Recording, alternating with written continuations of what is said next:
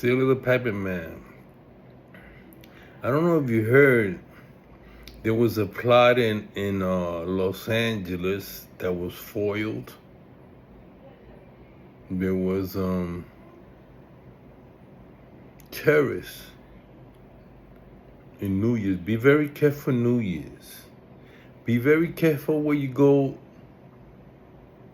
in public places in this new year. The Trojan horse is in the house. You know what that means?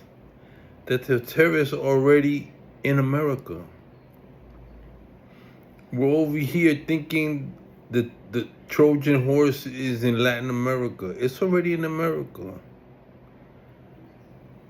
And it's going to be manifested in the new year in the United States. They've been there for years and years and years. I remember when I was in boot camp,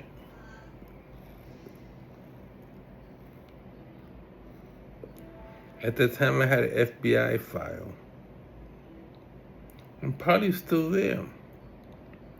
I had top security clearance.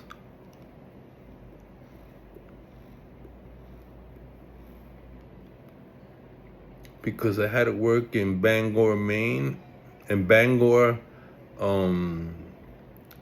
up in Seattle, Washington, Puget Sound, sub bases where they were making the subs. I had security clearance because I had to work with NATO. And even back then, the FBI sat us in a room and kept telling us that there are hundreds and hundreds of cell groups in the United States already. That sent shiver down my spine. To think in the early 1980s, there were already these groups, sleeper groups in the United States willing to do us harm. And over the years, you would hear this cell group got busted, that cell group got busted. And I'm telling you, man, you know, the Trojan horse, if you ever read that story, how they took the Trojan horse, took it in, and the people fell asleep. Well, my friend, don't fall asleep. I made sure before I left the United States that my kids were armed to protect themselves. I got 2 sons that live in the United States to protect themselves. And back then they thought, Dad, you know, you are so into conspiracies. And it wasn't that I'm into conspiracies, as you have to know where your enemy is at.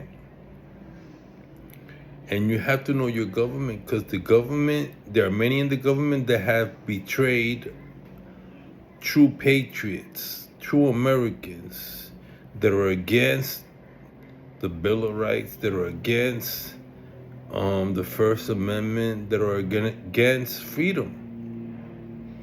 And you have to know that. And you have to learn to read between the lines. And after 9/11, because my wife was in 9/11 and I lived in New York during 9/11, it was real close. You ever heard the story about the Men in Black? Well, I had spent the whole day running from them in the New York subway systems. I felt like I was being followed, and I really was. And since I knew New York and I knew the underground and I knew the subway system, I was able to get away. I didn't know what they were going to do. I had no idea why they were after me, what kind of information. And I was very young, I was very foolish, and decided to go to this young socialist workers party because I was invited. I was attending City College, and I was invited to this YMCA, I think it was Midtown. And I went because I was interested to know more about Mao Zedong. He had put out these books about guerrilla warfare. I wanted to know more about Trotsky. Not that I was a communist, I was never a communist. But I always felt knowledge was power. And I went to these things and I met these strange people that were being paid to espouse this rhetoric. Looking back now, I see how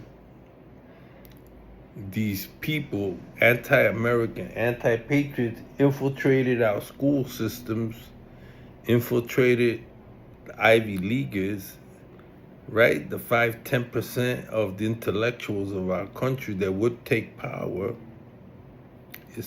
and that's what's happened. How many have gone into the army, in the military, to learn things? How many are now in key positions in the United States, and only God knows what these people have planned to do? How many have taken position of power in Hollywood? All these liberals that don't really care for America.